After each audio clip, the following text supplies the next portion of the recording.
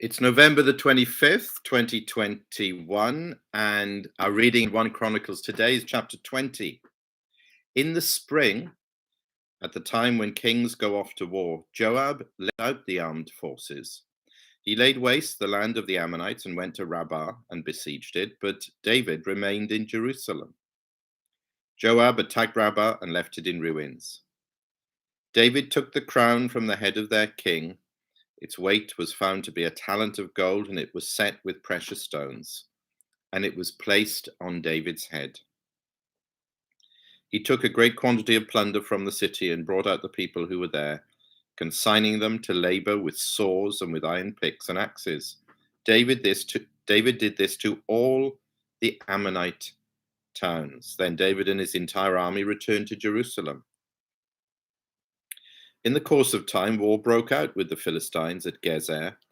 At that time, Sibbecai, the Hushathite, killed Sippei, one of the descendants of the Rephaites, and the Philistines were subjugated.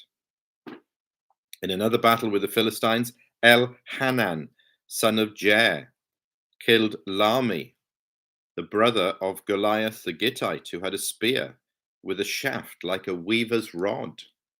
In still another battle which took place at Gath, there was a huge man with 6 fingers on each hand and 6 toes on each foot, 24 in all. He also was descended from Rapha. When he taunted Israel, Jonathan, son of Shimeah, David's brother, killed him. These were descendants of Rapha in Gath, and they fell at the hands of David and his men. Amen. Well, again, we see King David with Yahweh's help, although I don't think God is even explicitly mentioned in this chapter, but following on from what we've seen before, and really, it's the only way that we can explain this, that God is with them and helping them. We see again David and God's people enjoying total victory over their enemies. Again, I think this is the fulfillment of chapter 17, verse 10. I will also subdue all your enemies. And that's what we see happening. And the Ammonites, who are the main enemy in view here, they are really wiped out as a credible opposition and fighting force. One battle after another, one confrontation after another. Even their giants related to Goliath. And another battle took place in Gath, which is where Goliath came from. This brings back all those memories of David and Goliath, God giving supernatural help and strength to his people to wipe out their enemies, one battle after another.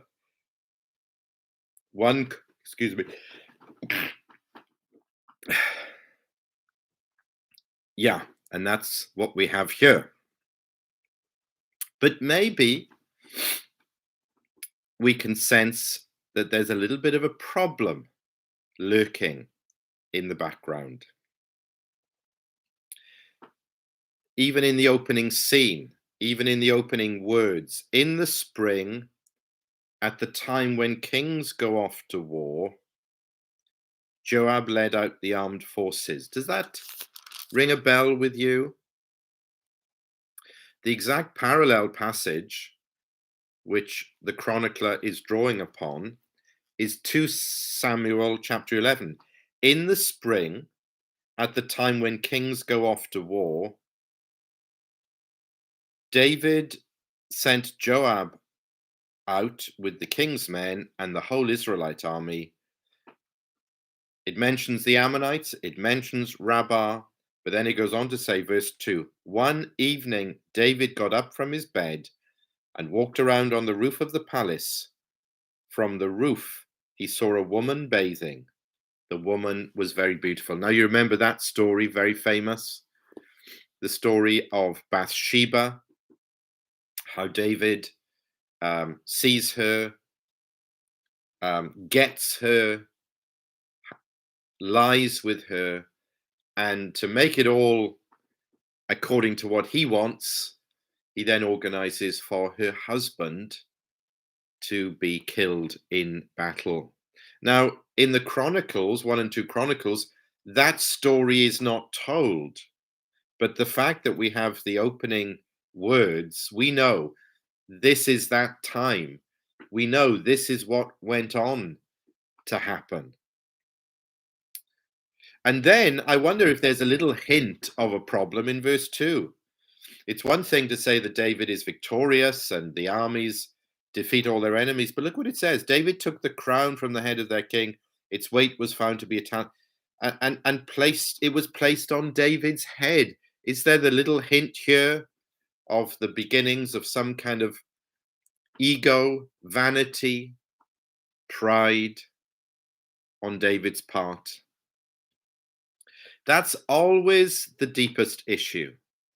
That's always the biggest struggle for God's people, especially as we see here, when we're being given victory and success and one blessing after another. We can begin to think that we're superhuman. We can begin to think that we're invincible, that nothing can touch us.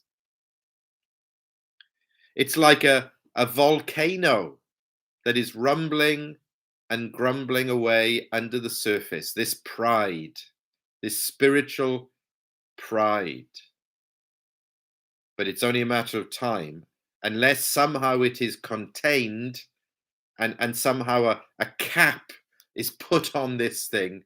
It's just a matter of time before that volcano of pride will erupt with chaotic and destructive effect. That's exactly what happens in chapter 21, as we'll see tomorrow. Look how it begins.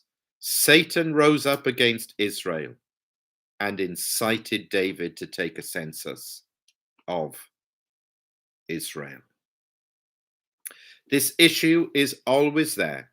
It will never go away as long as we're in this world, always bubbling under the surface. What's the issue? You must be killing sin, or it will be killing you. And it is put in the clearest way in Romans 8, verses 12 to 14. Therefore, brothers, we have an obligation, but it is not to the sinful nature to live according to it. For if you live according to the sinful nature, you will die.